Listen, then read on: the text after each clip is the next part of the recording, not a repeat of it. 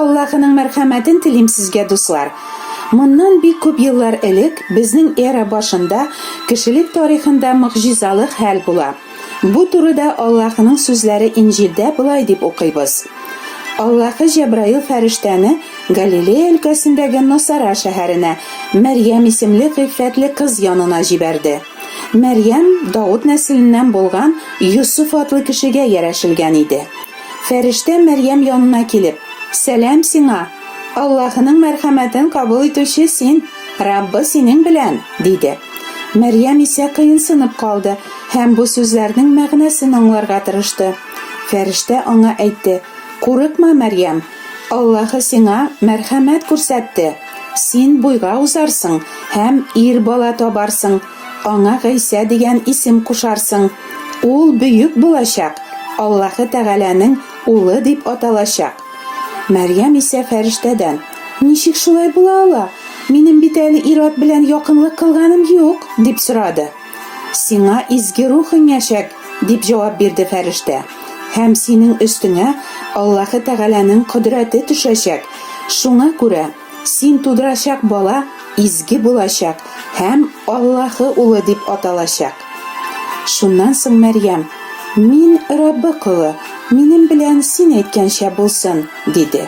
Һәм фәрештә аның яныннан китте. Шушы мөгъҗизалы вакыйга булганчы якынча 700 ел элек Ишәгыя пәйгамбәр мондый сүзләр язган: "Менә безнең өчен бер сабый бала туды. Угыл бүләк ителде безгә. Аның иңендә хакимлек булачак һәм аңа гаҗәеп киңәшче, кодрәтле Аллаһы, мәңгелек ата, иминлек хакиме дигән исем биреләчәк. Гаделлек вә дөреслеккә нигезләнгән Дауд тәхетен ул нык итәчәк. Күкләр хуҗасы Раббы моны үз халкына булган көчле мәхәббәте хакына эшләячәк. Менә безнең өчен бер сабый бала туды. Угыл бүләк ителде безгә. Игътибар итегез, бу бала кем өчен туган? Безнең өчен, без кешеләр өчен. Аның әтисе һәм әнисе өчен генә түгел, барлык кешеләр өчен. Бу угыл кемгә бүләк ителгән? Безгә, без гөнаһлы җир кешеләренә. Алла сүзе кат-кат әйтә: безнең өчен, безгә, ди. Бу бүләк кемнән? Дөньядагы иң бай миллиардердан да, президенттан да түгел, Аллаһының үзеннән. Искиткеч, Алла безгә бүләк бирә. Гомеребез буе Аллаһының әмерләрен соңга сукмыйча, үз билдегебез буенча гөнаһларга батып яшәүче тәкәббер җир кешеләрен кырып бетереп тамукка ыргытыр урында, Алла безгә бүләк бирә. Акылга сыймаслык эш. Әйе, күпләрнең, бик күпләрнең акылына сыймый Аллаһының бу гамәле. Ни өчен бүләк дигән сорау туа. Гадәттә бүләкне без кемнәргә бирәбез? Үзебезгә яхшы мөнәсәбәттә булган, безгә кирәкле яки яраткан кешебезгә. Без Аллаһка карата яхшы мөнәсәбәттә булдыкмы соң? Аны без яраттыкмы?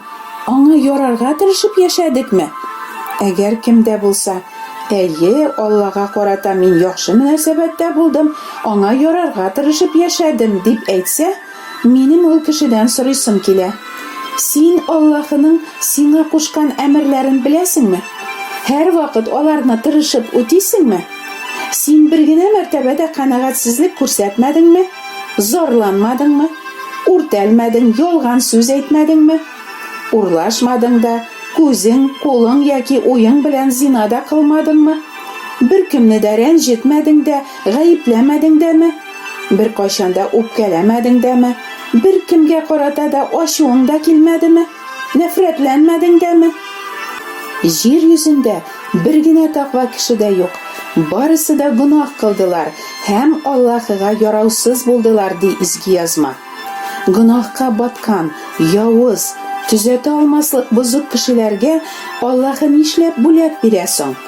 Күкләр хуҗасы Раббы моны үз халкына булган көчле мәхәббәте хакына эшләячәк, ди пәйгамбәр. Biz мәхәббәткә лайык яхшы кешеләр булып чыгабыз алайса? Юк, әлбәттә.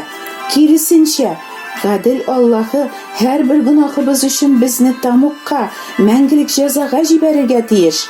Нишләп Аллаһы үзен санга сукмыйча яшәүче кешеләргә мәхәббәт күрсәтеп бүләк бирергә булган? Аллаһы үз исеме хакына без гөнаһлыларны кызганып, шәфкатен һәм мәхәббәтен күрсәтергә карар кылган. Бүтән изге язмалар беренче битеннән алып соңгысына кадәр безгә Аллаһы мәхәббәте турында сөйли. Бу китап кешеләргә язылган Аллаһының мәхәббәт хаты. Җаныбыз Аллаһы каршына китереп бастырылгач, ул бездән: "Син минем сиңа язган хатымны укыдыңмы?" дип сорамасмы? Бу хатны укыган яки ишеткән кеше Аллаһының аңа да җибәргән бүләге турында да әлбәттә ишетә. Кайберәүләр бу бүләкне кабул итеп алалар һәм аны ачкач, ишендәге хәзинәне күреп шаккаталар. Нәрсә салынган соң бу бүләкнең ишенә? Кеше хәтта күз алдына да китерә алмый. Нинди искиткеч бүләк әзерләгән Аллаһы үзенең вәгъдәләренә ышанучыларга һәм аны яратучыларга.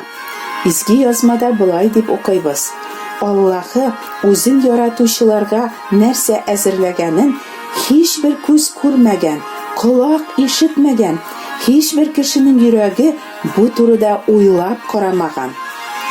Гадәттә кешеләр бер-берсенә открытка, чәчәкләр, конфетлар, сувенирлар, акча, кием-салым яки хуҗалыкта кулланыла торган әйберләр бүләк итәләр.